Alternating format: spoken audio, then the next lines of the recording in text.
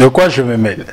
Béninoises et Béninois, mes chers compatriotes, et nous les Djo, les Douamais, très heureux de vous retrouver ce soir, parce qu'on va encore évoquer les sujets liés à l'actualité. Et je démarre l'actualité par ce contrôle routier de la police républicaine dans Cotonou, Porto Novo et ses environs. Vous avez arrêté les motos. Ah, il y a un fond là, Mioulé. Plein de motos. Je suis content dans un premier sens parce que l'argent va rentrer ou bien dans la caisse de l'État. Parce que d'argent, on en a besoin. Parce que, en parenthèse, son excellence Atta, je dois vous informer que dans le pays, des gens sont repris ce qui faisait au temps du président Feu Mathieu Kérékou. Ils sont en train de partir désormais avec des marmites chaudes sur le feu. Et dit qu'à tout quoi. Vrai. Ça, c'était entre parenthèses.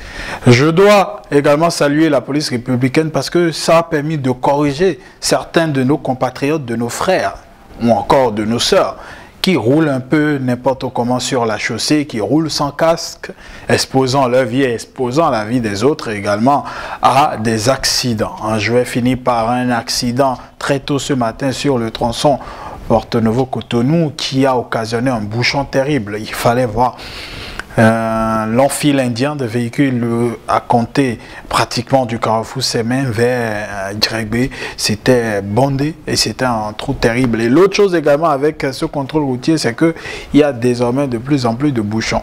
Et franchement, trouver une solution pour que les conducteurs de tricycle là, qu'ils aillent de l'autre côté, nous laissent la partie de la piste cyclable parce que ça devient de trop.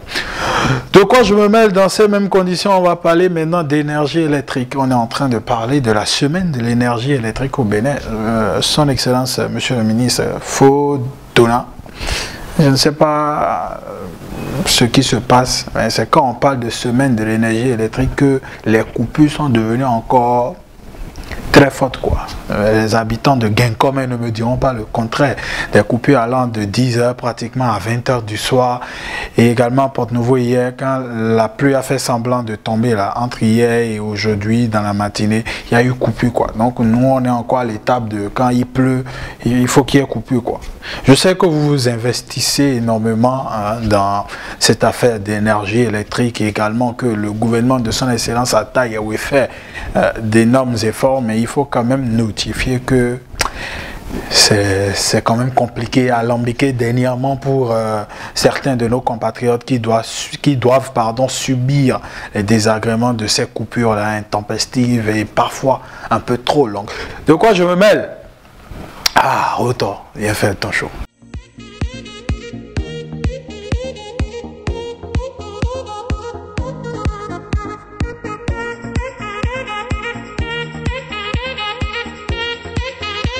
Donc quand je mêle après le show de Autor, je vais quand même vous informer sur ce qu'il y a culturellement au pays.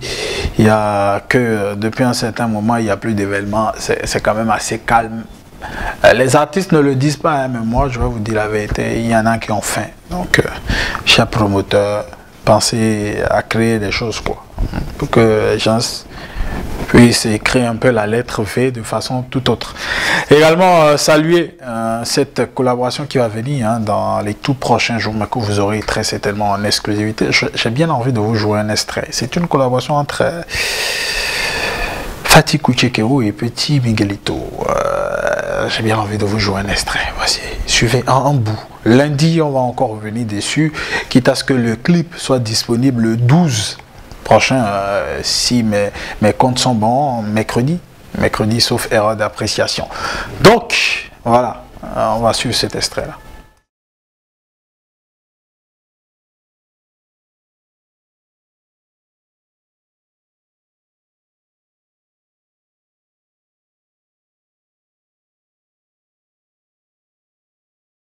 Je veux parler de ça également, j'en parle tout le temps, pour que vous ne me disiez pas après que vous n'aviez pas été informé de ce double spectacle à venir de Bobo. hein, à Cotonou le 30 avril et à Parakou le 7 mai pour être dans les normes. Donc préparez-vous, il y aura un show balèze au niveau du Moonlight, un show privé avec une pléiade d'artistes, Nasty Nesta, Kemi, First King et la panoplie d'artistes qui l'ont accompagné sur cet album intitulé Ejo. Donc bon nombre de personnes sont attendues et donc il y aura du spectacle en bonne et d'une forme. Bien sûr, le récap reviendra sur tout ceci. Azeto Gwede, Vano le sorcier vivant, a été en spectacle du côté de l'Hexagone et donc a réuni autour de lui tous les amis de la diaspora et tout cela. Donc, shout-out spécial à lui qui est actuellement en France. Il a même fait un direct hier où il a dit qu'il était là-bas d'abord pour se reposer et profiter quand même faire une ou deux dates et qu'il y aura bientôt le rassemblement du gang. Vous connaissez la date, c'est un peu partout sur les panneaux. Qu'est-ce qui va se passer très exactement dans les tout prochains jours? On sera édifié. Ce sur quoi on n'est pas encore édifié. Mais avant d'en parler, parce que là nous allons vers le sport, je vais prendre un break pour inviter le service commercial et retrouver les livres de la collection Lara Édition. Plus de soucis en histoire-géographie pour les apprenants de toutes les classes. Les manuels réussir en histoire-géographie de la collection citoyenne, régulièrement au programme dans les enseignements secondaires, sont désormais disponibles pour la première fois au Bénin. Soigneusement élaboré par d'éminents professeurs certifiés sous la supervision des inspecteurs et conseillers pédagogiques expérimentés, les manuels réussir en histoire-géographie respectent les exigences du programme de l'approche par compétences. Les manuels réussir en histoire-géographie sont indispensables pour les élèves de toutes les promotions qui veulent réussir. Pour vous les procurer, rendez-vous simplement au siège de Lara Édition, si dans le premier feu à gauche après le stade général Mathieu Kirikou en quittant Védocor pour Menontin. Dans les boutiques Lara Édition, dans les librairies de la place, chez nos revendeurs habituels et dans les agences de la Poste du Bénin sur toute l'étendue du territoire. Pour tout renseignement, appelez le plus 229 97 89 82 42. Avec Lara Édition, pas de nation prospère sans une éducation équitable. Alors j'en parlais tantôt, ce sur quoi on n'est pas encore édifié, c'est l'avenir à la tête de la sélection nationale de football du Bénin. Moussa Latungui restera-t-il? Partira-t-il? Sera-t-il l'adjoint de celui qui va venir? Autant d'interrogations qui pour l'instant n'ont pas encore de réponse. Et d'après les propos de notre cher grand frère ami, Giro Vieux Ami, c'est que Baumel, le sélectionneur de la Côte d'Ivoire débarqué de cette nation, aurait été rapproché par des responsables du football et du sport béninois. Pourquoi la grosse interrogation se trouve à mon niveau également, au niveau d'un bon nombre de Béninois? Est-ce que c'est ce monsieur qui a échoué du côté de la Côte d'Ivoire qui viendra récupérer la sélection nationale béninoise? Quand on sait tout ce que Moussa Latungui a accompli dernièrement, on se pose autant de questions. Et autant de questions de savoir qu'est-ce qui viendra bien foutre. Excusez un peu l'expression, je vais reprendre. Qu'est-ce qui viendra bien faire à la tête de la sélection nationale du Bénin? Baumel, ici, au Bénin, est-ce que nous en avons besoin? Non, je ne pense pas. Ce dont nous n'avons pas besoin également, c'est par rapport au mondial de pétanque que le Bénin devrait abriter en décembre 2022. Ça fait un certain nombre d'années qu'on en parle. Aujourd'hui, il y a une séance de travail entre l'instance continentale et la Fédération béninoise de pétanque. Vous savez que l'instance continentale, la Confédération africaine des sports boules, est bien sûr dirigée par un Béninois. Qui, pas parce qu'il est Béninois, va laisser les choses se faire pardon les normes, parce que c'est le monde entier qui nous regarde.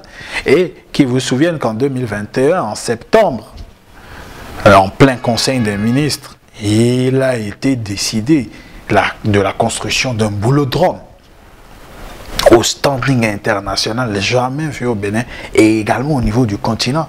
Et là, nous sommes à 8 mois, pratiquement, de ce championnat mondial et le boulodrome n'a pas encore été construit. Les travaux n'ont même pas encore été démarrés. N'ont même pas encore démarré, je dirais. J'en paie presque mon latin. Est-ce que dans ces conditions, nous allons pouvoir abriter le mondial? Est-ce que nous allons prendre le risque, sous le règne de son Excellence Atta Yahweh, d'organiser un mondial sur des infrastructures ne répondant pas aux normes, sachant bien sûr que le Bénin révélé depuis un bon moment fait les choses dans les normes? Quand on a un stade de football rénové sur le stade de Général Mathieu Kérékou, où les Ivoiriens viennent même louer nos installations pour disputer leurs différentes rencontres, quand on a un certain nombre d'infrastructures sportives, des stades construits dans tout le Bénin, est-ce que nous allons accepter disputer ou accueillir une compétition internationale, le mondial du pétanque au Bénin, dans des hangars? Qu'est-ce qui est fait depuis un certain nombre d'années pour que cette construction n'ait pas démarré? Autant de questions que nous nous posons. Mais nous, de notre position, son Excellence Atta Yahweh, nous aimerions bien vous dire que le monde entier nous regarde.